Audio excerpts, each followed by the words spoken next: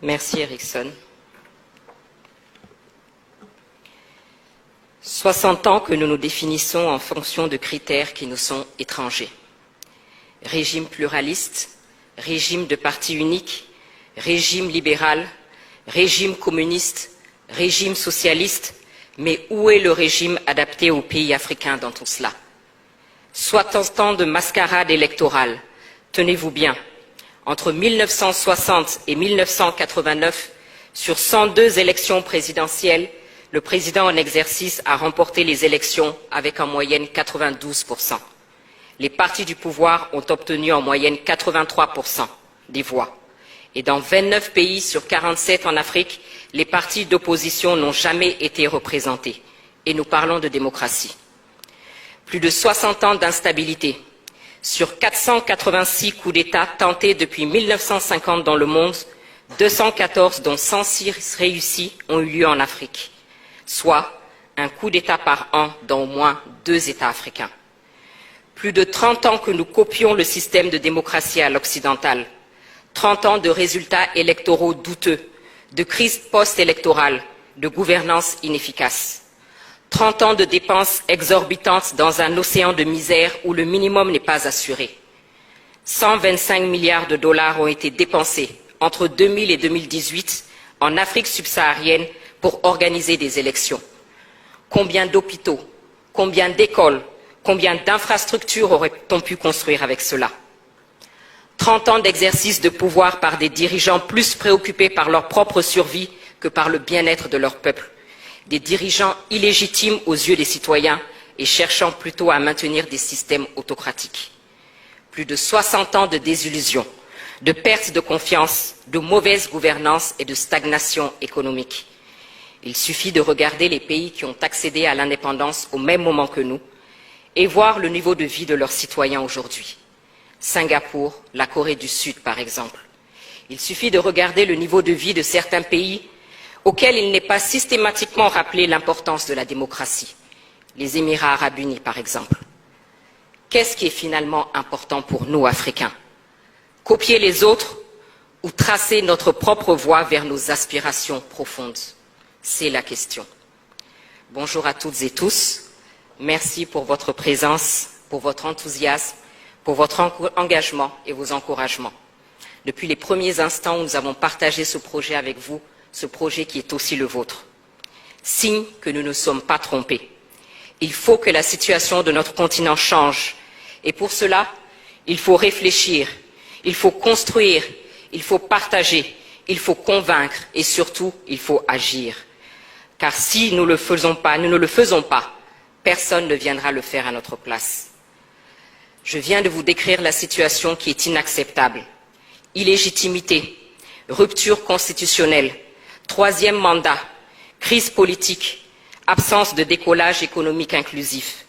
Le système de gouvernance n'est pas adapté, c'est un fait. Les modèles plaqués ne fonctionnent pas.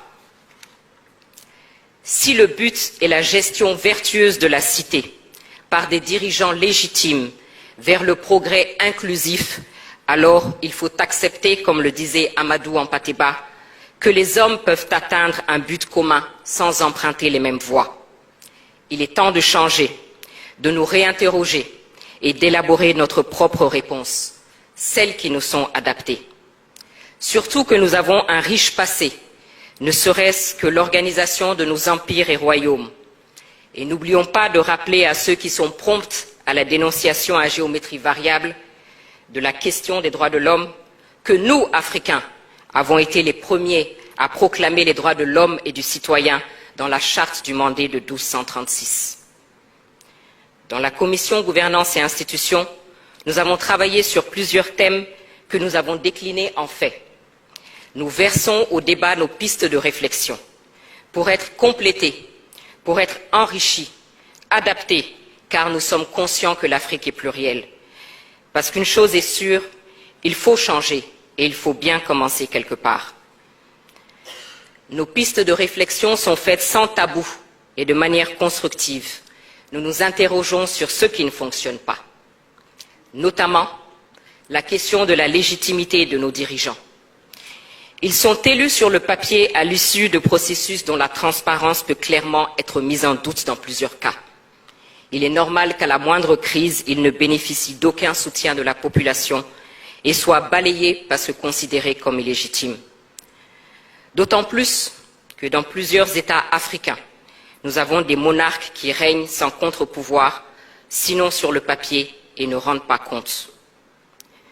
Le débat sur la limitation des mandats qui nous a été imposé est une autre piste de réflexion. Est-il adapté à notre situation actuelle, nous, Africains? Chaque 5 ans, chaque 7 ans, ce sont des violences électorales, des coups d'État constitutionnels. Est-ce la priorité dans des États en crise comme les nôtres? Et ceux qui nous insufflent cette obligation ne se sont pas gênés pour ignorer superbement cette disposition constitutionnelle lorsque eux-mêmes étaient en crise. Souvenez-vous du président Roosevelt des États-Unis, élu pour 4 mandats, et je ne parle pas du général de Gaulle, président de 1958 à 1969. Nous voyons tous la situation de nos États. Pourquoi ne pas dépasser ce débat et se poser les vraies questions qui sont: comment désigner des dirigeants qui gouverneront et travailleront uniquement au service d'une vision partagée? Autrement dit, qu'est-ce qui est important pour nous, Africains? Est-ce que ce n'est pas ce qu'on fait du mandat et non sa durée? Et face à un dirigeant dont le pouvoir dévie, il faut avec responsabilité réfléchir aux mécanismes de destitution, des mécanismes connus de tous et encadrés. Parce qu'actuellement, vous l'aurez constaté, le mode de destitution le plus utilisé est le coup d'État. Les coups d'État, parlons-en. Un proverbe malien dit qu'après une chute, ne t'intéresse pas au lieu de ta chute, mais à ceux qui t'a fait tomber. Au-delà des condamnations quasi automatiques, ne faut-il pas s'interroger sur la cause de ces coups d'État? Et pourquoi ils suscitent à chaque fois un espoir de changement pour nos populations? Mais également, ne faut-il pas que nous arrêtions les faux fuyants et que nous considérions la question de l'armée, qui est clairement un acteur à part entière dont il faut définir le rôle? À côté de nos dirigeants, la question des acteurs de la gestion de la cité, le citoyen, la société civile et les partis politiques est aussi une piste de réflexion. Le citoyen a voix au chapitre uniquement au moment des élections. Nos sociétés civiles sont moribondes ou devenues des instruments aux mains des puissances étrangères. Et les partis politiques voient leur nombre exploser et sont souvent devenus des moyens d'accéder aux postes ministériels ou autres avantages plutôt que de participer à faire avancer le débat. J'ai parlé de légitimité tout à l'heure. Justement, ceux qui en bénéficient sont nos légitimités traditionnelles, dont la place est connue, acceptée, respectée de tous. Ne devrions-nous pas leur redonner leur place, les remettre au centre, à équidistance des jeux politiques et assurer leur indépendance financière? Ces pistes de réflexion sur lesquelles nous travaillons concernent donc nos institutions internes, bien entendu, mais cela est valable pour nos institutions régionales et sous-régionales. En zone francophone, les résultats de ces institutions sont plus que mitigés quand elles ne sont pas sous la coupe d'influences et d'agendas étrangers. Sinon, comment expliquer que les décisions de ces institutions dites africaines soient annoncées depuis une capitale européenne? Ou alors que les chefs d'État de ces institutions soient invités par un chef d'État européen à tenir leur sommet dans une ville américaine? Qui paye commande? Parvenir à l'indépendance financière de ces institutions est donc une question cruciale. Ces pays qui tentent de nous imposer leur agenda ont tous leur politique africaine, alors que clairement, nous-mêmes ne parvenons pas à bâtir une politique africaine commune digne de ce nom, et encore moins une politique africaine du monde. Le dénominateur commun à toutes ces pistes que je viens d'évoquer est la prise de conscience et le sens de la responsabilité.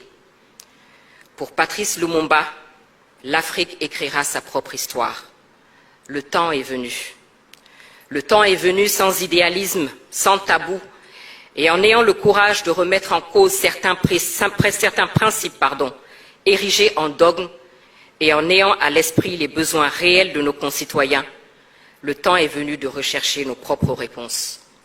Et c'est ce que nous essayons de faire parce que personne ne viendra le faire à notre place. Je vous remercie.